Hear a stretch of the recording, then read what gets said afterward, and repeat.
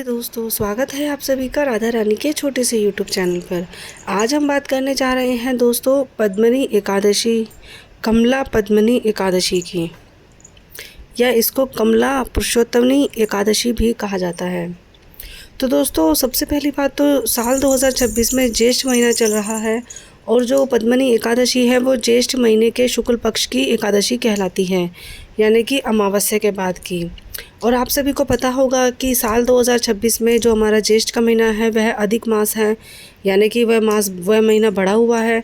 तो इसी महीने में जो भी 30 त्यौहार, ना सिर्फ एकादशी बल्कि अमावस्या, पूर्णमासी और दोनों ही एकादशी, शुक्ल पक्ष और कृष्ण पक्ष की, प्रदोष के व्रत, मासिक शिवरात्रि, जो भी हमारे महीने के 30 त्यौहार आएंगे वह सब अपने आप में ही बहुत बड़े साबित हो जाएंगे। साथ ही साथ पद्मनी एकादशी और जो ये पुरुषोत्तमनी एकादशी है, ये 3 साल में एक बार आई है। जैसे कि 3 साल में एक बार अधिक मास आता है।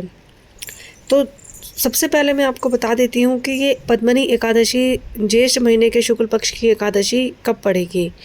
तो दोस्तों, लोगों को बहुत कन्फ्यूज़न है इस एकादशी को लेकर कि यह व्रत 26 तारीख को रखा जाए या 27 तारीख को, क्योंकि पद्मनी एकादशी की शुरुआत 26 मई को सुबह 4:30 बजे से प्रारंभ होकर 27 मई को सुबह 5:30 बजे समाप्त हो जाएगी।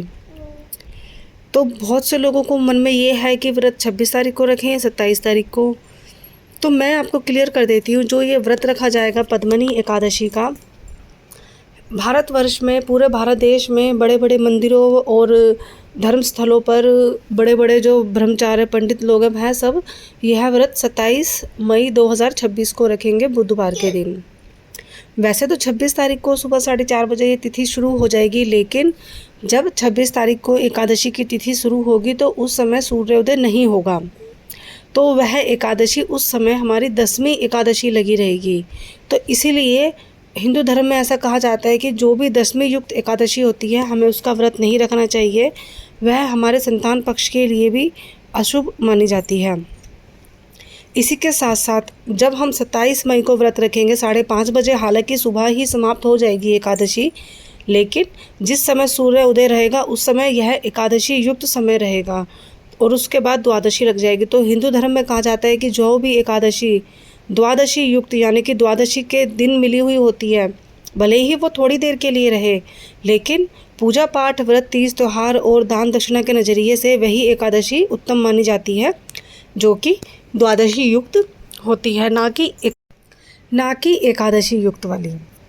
तो सभी लोगों के जो मन की ये दुविधा है, 26 को व्रत रखें मंगलवार को या 27 को रखें व्रत बुधवार को, तो हिंदू धर्म के हिसाब से तो ज़्यादातर लोग 27 तारीख को ही व्रत रखेंगे। बाकी 26 तारीख को हालांकि पूरे दिन एकादशी रहेगी, लेकिन व्रत का जो मान्य समय रहेगा वह 27 तारीख को ही रहेगा। आप अपनी इच्छा अनुसार 26 को भी रख सकते हैं, 27 को भी रख सकते हैं। अब दोस्तों, सबसे बड़ी बात जो कि एकादशी के समय ध्यान रखने वाली होती है, व्रत का पारण। व्रत तो क्योंकि सभी लोग रख लेंगे, व्रत रखना कोई बड़ी बात नहीं, लेकिन उसका पारण यानी कि उस व्रत की समाप्ति कैसे करें। तो मैं आपको बता देती हूँ, 27 मई को जब सुबह 5:30 बजे एकादशी समाप्त हो जाएगी तो उसके बाद द्वादशी लग जाएगी, लेकिन हमारा उस दिन का व्रत रहेगा तो हम अगले दिन द्वादशी के दिन यानी कि 28 मई को वीरवार के दिन अपना पारण करेंगे, जो कि हमें सुबह 5:30 बजे से लेकर 8:30 7:30 बजे तक कर लेना है। 7:30 बजे के बाद त्रयोदशी तिथि शुरू हो जाएगी। तो आपको 7:30 बजे तक 28 मई को सुबह के समय अपना व्रत पूजा पाठ करके ब्राह्मण को, गरीब को दान दक्षिणा इत्यादि अन्न का सामान, भोजन का सामान देकर आपको अपना व्रत खोल लेना है। तो दोस्तों, ये तो जानकारी मैंने आपको बताई है व्रत करने की और पारण की।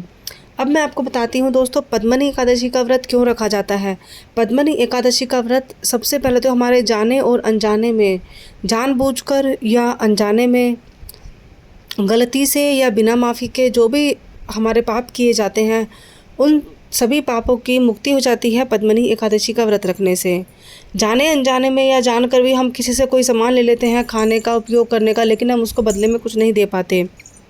बिना लिए किसी से सामान ले लेते हैं, चोरी कर लेते हैं, बिना मांगे कोई सामान ले लेते हैं, तो इन सब का जो दोष और पाप हमारे शरीर पर लगता है, उस पाप से मुक्ति मिल जाती है पद्मनी एकादशी का व्रत रखने से।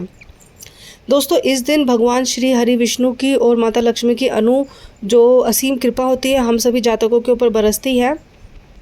तो इस दिन हमें माता लक्ष्मी और भगवान श्री हरि विष्णु नारायण जी की पूजा बहुत अच्छे से करनी चाहिए। इस दिन हमें सहस्त्र नाम, विष्णु सहस्त्र नाम का पाठ करना चाहिए। माता धन लक्ष्मी का मंत्रों का जाप करना चाहिए, क्योंकि ऐसा कहा जाता है कि धन लक्ष्मी माता धन लक्ष्मी माता और भगवान नारायण जी साथ साथ रहते हैं। अगर भगवान नारायण की पूजा करोगे तो लक्ष्मी माता अपने आप ही प्रसन्न हो जाती है। इसी के साथ साथ दोस्तों आप जो ये व्रत रखेंगे, अपना व्रत की शुरुआत के दिन ही मैं आपको बता देती हूँ, इस दिन आपको सर नहीं धोना होता है। आप सर चाहे तो एक दिन पहले धो सकते हैं। अगर आप महिला हैं, पुरुष हैं, तब भी बालों में पानी नहीं डालना है। सुबह सुबह ब्रह्म मुहूर्त में उठकर स्नान इत्यादि नित्य कर्मों से फ्री होकर अपने घर में साफ गंगा जल या गाय के मूत्र का छिड़काव करके एक पीले पटरे पे आसन लगाइए, उसके ऊपर पीला कपड़ा बिछाइए। है तो अच्छी बात है, नहीं है तो कोई दिक्कत नहीं है। ऐसा नहीं है कि जो नहीं है तो खरीद के लेकर आओ, अपनी जेब पर जोड़ डालो या बजट के बाहर जाओ, नहीं है तो अच्छी बात है, नहीं है तो कोई बात नहीं। लेकिन पीला कपड़ा अमूमन हर घर में थोड़ा बहुत मिल ही जाता है। उसके ऊपर भगवान श्री नारायण या भगवान श्री हरि विष्णु, भगवान श्री सत्यनारायण की या फिर ठाकुर जी, बाल गोपाल, राधा कृष्ण, आपके पास बाके बिहारी जी, आपके पास इनमें से किसी की भी एक मूर्ति है, प्रतिमा है, फ़ोटो है, आप उसको लगाइए बिस्तर पर। जो ये चौका बिछाएंगे, फिर आप गंगा जल से उनका स्नान कराइए, धूप दीप पीला चंदन का टीका लगाइए और पीला कलावा वस्त्र के रूप में उनको अर्पित कीजिए और भगवान से अपनी जो भी आरती है, इच्छा है, वह मांगिए। आरती दिखाइए, दीप धूप दिखाइए। बन पड़े तो इस दिन विष्णु सहस्त्र नाम का पाठ आप सुबह भी कर सकते हैं। माता लक्ष्मी जी के लक्ष्मी मंत्र की माला आप जाप कर सकते हो। भगवान ओम भगवते वासुदेवाय नमः का आप जाप कर सकते हो।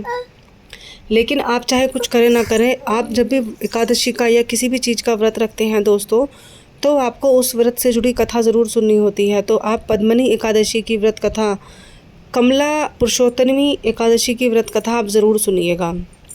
बिना कथा के आपका व्रत पूरा नहीं माना जाएगा, इसीलिए कथा सुनकर अपनी पूजा को स्टार्ट कीजिए। और इस दिन आपको निराहार यानी कि आपको अन्न, खाना, भोजन इत्यादि का त्याग करना होता है। आप स्वास्थ्य संबंधी आपको परेशानी है तो आप पहले ही भगवान से प्रण ले लीजिए कि मैं यह व्रत फल आहार यानी कि फल खाकर रखूँगी या निर्जला रखूँगी। उसके बाद आप उसी के हिसाब से अपना व्रत रख सकते हैं। एकादशी के व्रत के दिन शाम को अन्न नहीं खाना होता है। बहुत सी महिलाएं नहीं पता होता है, खा लेती हैं, लेकिन मैं आपको बता देती हूँ, आपको शाम को पूजा पाठ कर शाम को जो भी फल फ्रूट, दूध, दही आपके घर में है वह आप खाइए। अन्न आपको नहीं खाना है। अगले दिन द्वादशी का नियम मैंने आपको बता ही दिया है। सुबह उठकर सेम ऐसी ही पूजा करनी है और 7:30 बजे से पहले भगवान को आपको भोजन का भोग लगा देना है। अन्न, ऐसा कहा जाता है कि एकादशी के दिन हम चावल नहीं खाते, लेकिन द्वादशी के दिन जो भी हमारे मुख में सबसे पहले निवाला जाए वह चावल ही हो। तो आप उस दिन खिचड़ी का भोग लगाकर बिना लहसुन प्याज की, तामसिक, बिना सिंपल जो खिचड़ी होती है वह आप बनाकर मंदिर में भगवान को भोग लगा सकते हो, ब्राह्मण को दे के आ सकते हो, या आपके घर के आसपास गरीब बच्चे, गरीब लोग हों, ज़रूरतमंद लोग हों तो उनको भी दे सकते हो। और फिर आप घर में आकर खुद ग्रहण कर सकते हो दोस्तों। तो ये थी एकादशी व्रत की सिंपल सीधी जानकारी, जहाँ तक कि मुझे पता है। इसके अलावा दोस्तों, पद्मनी एकादशी जब आप पद्मनी एकादशी के व्रत का पालन कर लेंगे 28 मई को 7:30 बजे तक, तो उसके बाद हो जाएगा प्रदोष व्रत शुरू।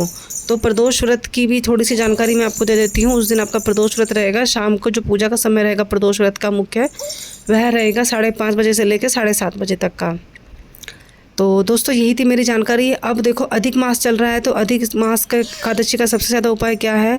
आप 11, 21, 31 या 108, अगर आपके पास तुलसी माता का सूखा हुआ पेड़ हो तो तुलसी माता के सूखे हुए पेड़ की डंडियाँ ले लीजिए, उसको सारा दिन घी में डुबो कर रखिए और प्रदोष काल में यानी कि गोधरी बेला में आप भगवान श्री हरि विष्णु के चरणों में वह तुलसी की माला जलाकर आ जाइए।